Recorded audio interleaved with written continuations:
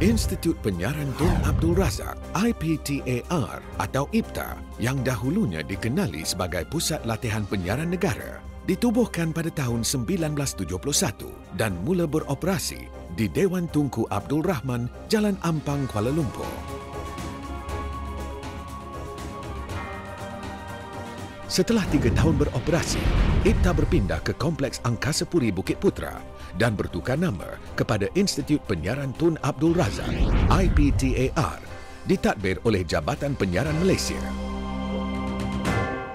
Sejak bulan Ogos 2008, IPTA atau IPTAR bertukar nama sekali lagi menjadi Institut Penyiaran dan Penerangan Tun Abdul Razak (IPPTAR) atau IPTA dan diletakkan terus di bawah Kementerian Penerangan Komunikasi dan Kebudayaan.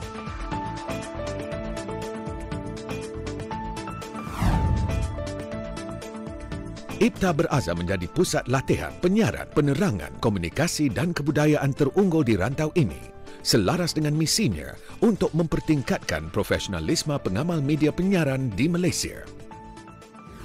Objektif IPTA adalah untuk menyediakan program latihan dan penyelidikan bagi peningkatan prestasi perkhidmatan penyiaran negara serta menjalin kerjasama dengan agensi luar, termasuk antarabangsa dalam bidang latihan penyiaran.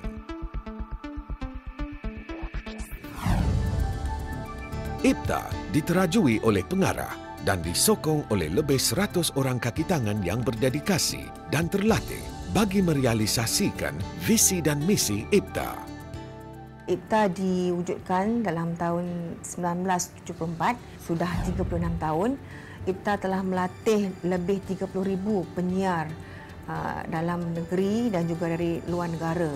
Yang dari luar negara ini kita adakan kursus bawah projek PKTM atau Program Teknikal Kerjasama Malaysia. Itu kita mulakan sejak tahun 1984 dan kita telah melatih hampir 1,000 peserta dari luar negara. Fungsi IPTA sentiasa dikemaskini selaras dengan peranannya memberi perkhidmatan latihan kepada kaki tangan kementerian, jabatan dan agensi di bawahnya. Sebagai pusat latihan, kita mesti ke hadapan. Apa-apa latihan yang kita beri, dia mesti yang seiring dengan perkembangan terkini. Prasarana canggih dan selari dengan keperluan teknologi hari ini menjadi kekuatan IPTA dalam menyediakan kemudahan latihan yang kondusif.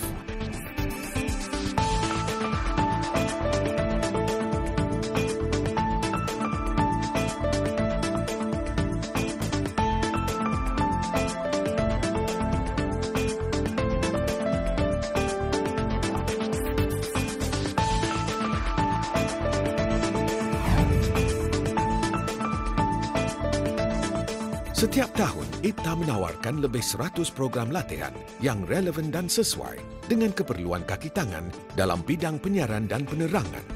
Program-program ini terbahagi kepada 7 bidang, iaitu latihan rancangan TV, latihan rancangan radio, latihan kejuruteraan TV, latihan kejuruteraan radio, latihan kejuruteraan asas, pemancar dan bersepadu, latihan ICT, dan latihan pengurusan teras dan pembangunan rancangan. Bermula tahun 2009, bahagian pengurusan teras dan pembangunan rancangan diberi tanggungjawab menyelaras program latihan bagi kaki tangan Jabatan Penerangan Malaysia dan Jabatan Hal Ehwal Khas, JASA. Unit Perancang Ekonomi telah menawarkan IPTA menyumbang kepakarannya dalam program latihan kerjasama teknikal Malaysia sejak tahun 1984. Sehingga tahun 2009, sebanyak 34 program latihan penyiaran telah dilaksanakan dan melibatkan 642 peserta dari 79 buah negara.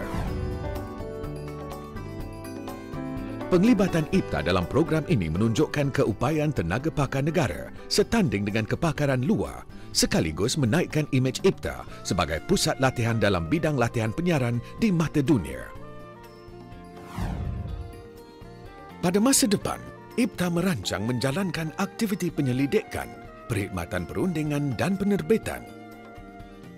Kerjasama dengan institusi penyiaran antarabangsa juga akan dilaksanakan seperti Institut Pembangunan Penyiaran Asia Pasifik AIBD, Kesatuan Penyiaran Asia Pasifik ABU dan lain-lain.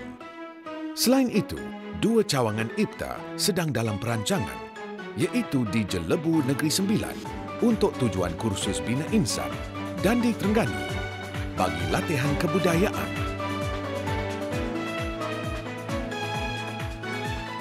Sebagai institusi nasional yang merintis latihan dalam bidang penyiaran, IPTA bertekad menjadi peneraju dan pusat keilmuan dalam bidang penyiaran di Malaysia.